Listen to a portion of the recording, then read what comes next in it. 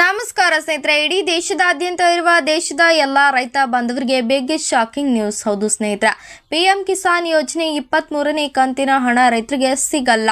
ಇಂತಹ ರೈತರಿಗೆ ಮಾತ್ರ ಪಿಎಂ ಕಿಸಾನ್ ಯೋಜನೆಯಡಿ ಆರ್ಥಿಕ ಸಹಾಯಧನ ಪಡೆಯುತ್ತಿರುವ ರೈತರಿಗೆ ಕೇಂದ್ರ ಸರ್ಕಾರ ಮತ್ತೊಮ್ಮೆ ಮಹತ್ವದ ಸೂಚನೆ ನೀಡಿದೆ.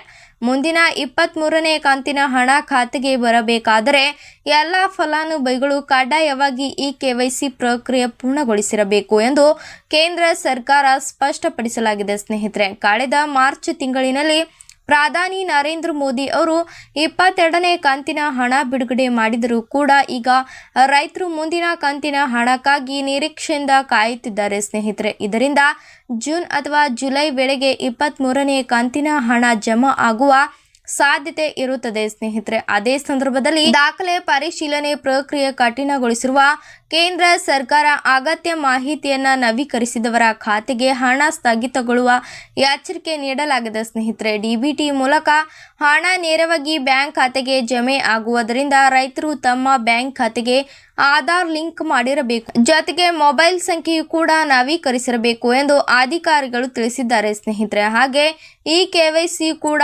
ಪೂರ್ಣಗೊಳಿಸಲು ರೈತರಿಗೆ 3 ವಿಧಾನಗಳ ಸೌಲಭ್ಯ ನೀಡಲಾಗಿದೆ. ಸ್ನೇಹಿತರೆ, ಹಾಗೆ ಪಿಎಂ ಕಿಸಾನ್ ಅಧಿಕೃತ ವೆಬ್ಸೈಟ್ ಮೂಲಕ ಸ್ವಂತ ಪ್ರಕ್ರಿಯೆ ಮುಗಿಸಿರಬಹುದು.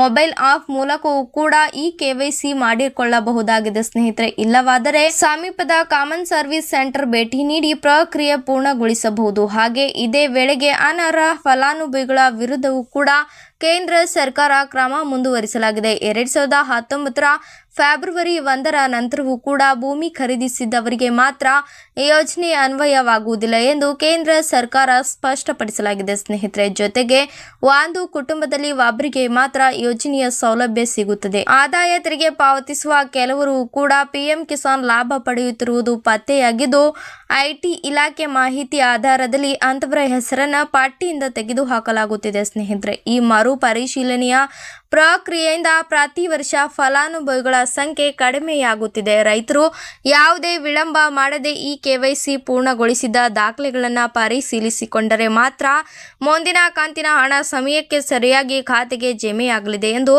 ಅಧಿಕಾರಿಗಳು ತಿಳಿಸಿದ್ದಾರೆ. ಸ್ನೇಹಿತರೆ.